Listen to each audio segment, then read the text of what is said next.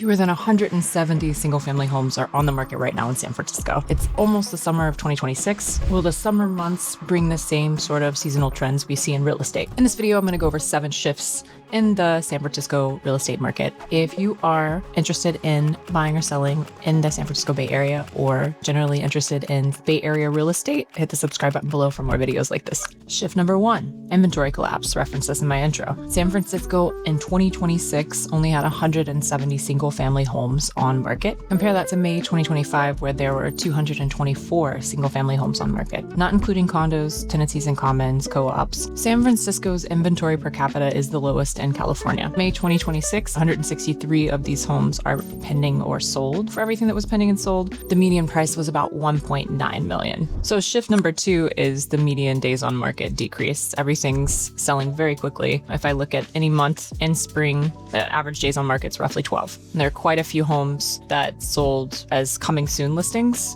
weren't even on the public facing or consumer facing sites like Redfin, Trulia, Zillow. While single family homes are selling very quickly, you might have a little bit more time when it comes to the condo inventory. So in May 2026, condos were on the market for an average of 40 days. And however, in May of 2025 was 17 days on market. What can you do as a buyer? Make sure you have access to the coming soon inventory. Have your realtor show you if possible before it goes active on the market. If the seller is willing to review a preemptive offer, submit a preemptive offer. Try and get in early. And that doesn't mean that you will not have competition if you submit a preemptive offer. Brings me to shift number 3, the competition and overbidding. Overbidding, setting a new precedent for a neighborhood, has been a common practice. Single family homes from April to the end of May 2026 are selling for a median of 20% over asking price. Some homes are selling 200% over their list price. Looking at a list of everything that sold between April and May 2026, I would say about 90% of the homes sold above list price. Ones that did not were sitting on the market for longer, needed renovation. One was an auction.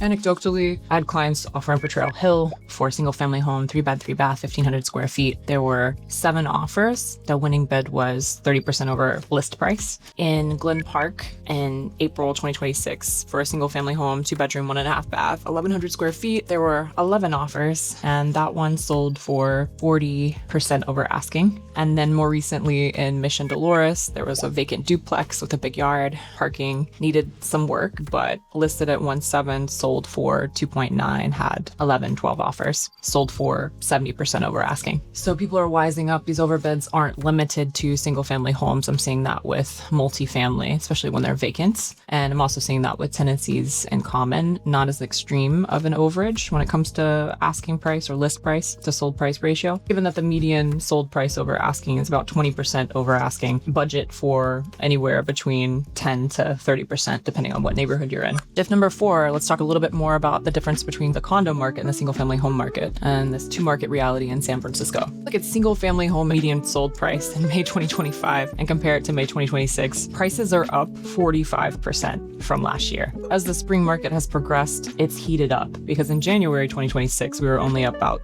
17-18% from median home prices for single family homes. The condo market is different. Is it still competitive than it was last year? Absolutely. So the median sold price of condos in May 2026 was $1.35 million. Condos may be a more affordable alternative, even given the higher HOA fees, depending on what part of the city you're looking in. And only 53% of all condos sold over asking price over several months in the spring in 2026.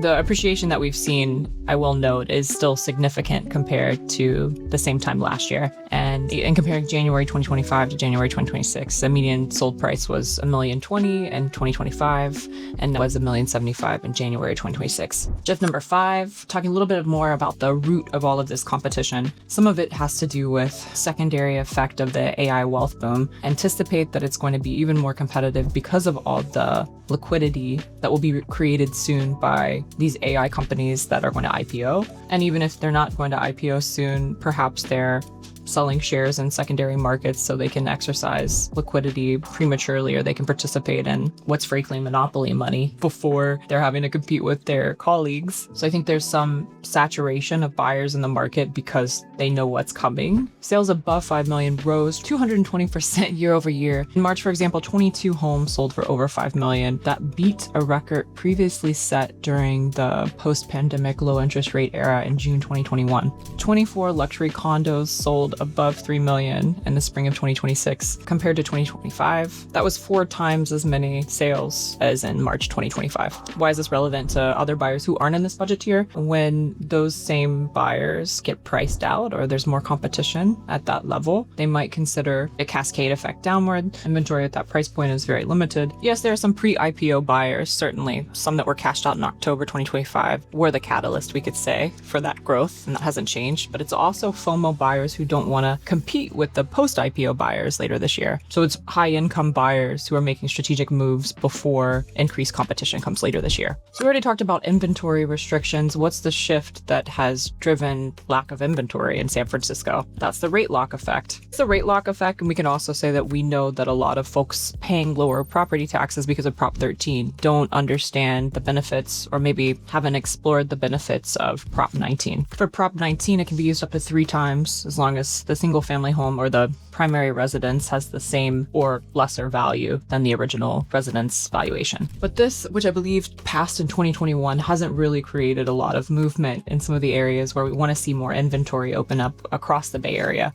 So this rate lock effect, having been able to refinance also with mortgages or take out HELOCs or other home equity lines of credit, for example, from their primary homes at a very low interest rate, is a motivation not to leave. Before the Iran war, the average non-conforming rate Fannie Mae, Freddie Mac loans were at 6.11%. Now they're probably closer to 6.4, 6.5%. Anyone who's locked into these low interest rates, millennial buyers who don't want to move up, and trade up for a higher interest rate, there's going to be a lack of inventory for entry-level homes and a lot more competition for homes in popular areas listed below 1.5 million. You have this self-reinforcing cycle where sellers don't want to sell. That means higher prices because there's more competition. And we have this flood of buyers who are cash heavy. San Francisco buyers have been historically less rate sensitive because of all the other points we've made about the profiles of those buyers who are employees of startups and this AI tech wave, because other types of employees are also dependent on perhaps their stock portfolios. Buyer behavior appears to be more closely correlated to financial market conditions and available liquidity than to interest rate movements. An example of properties that sold below list price, if you're willing to take on a project or look out for those types of opportunities where the seller, well, it might be a bank-owned property or the seller's really motivated to sell, that might open up more options for you. So focus on properties where sellers have compelling reasons to move, understand that rate-sensitive buyers are rare, and continue to prepare for a supply-constrained environment.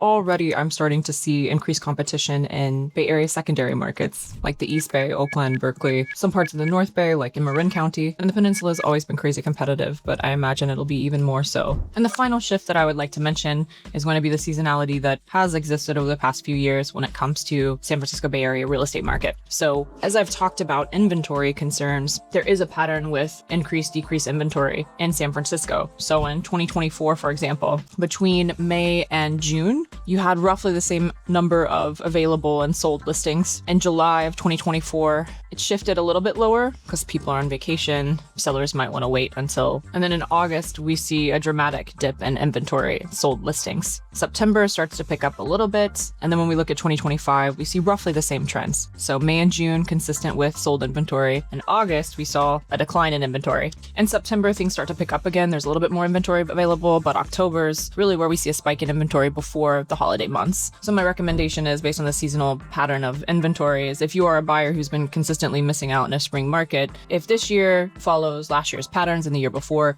June will likely have similar inventory to what it was in May of 2026. There may be more people on vacation or distracted by local events and local holidays, and there might be buyer fatigue from other spring buyers who have consistently missed out, and now would be your opportunity to jump in. July will likely have less inventory, but there might be fewer buyers to match that lower inventory because of families who have kids wanting to get in during a certain time of year, wanting to secure housing and their school zoning or their school assignments, well before school starts. If continued buyer FOMO or anticipation of these AI liquidity events continues to drive buyer psychology, I would expect a lot of competition even though there's increased inventory in September.